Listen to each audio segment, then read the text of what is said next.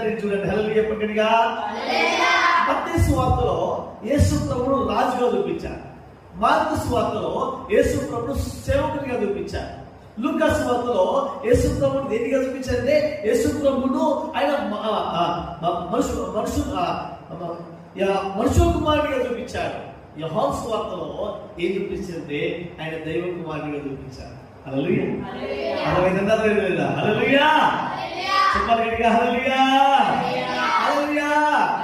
అయితే ఈ 3 పుస్తకాలు ఏవి? మత్తయి సువార్త, మార్కు సువార్త, లూకా సువార్త. ఈ 3 పుస్తకాలు ఎవరిని ఉద్దేశించి రాశాయంటే మత్తయి సువార్త మాత్రము ఎవరిని? యూదులకు రాయబడ్డాలి. మార్కు సువార్త మాత్రము రోమియోలకు రాయబడ్డాలి. లూకా సువార్త మాత్రము గ్రీకులకు రాయబడ్డాలి. యోహాను సువార్త మాత్రము అన్ని జనులకు రాయబడ్డాలి. హల్లెలూయా.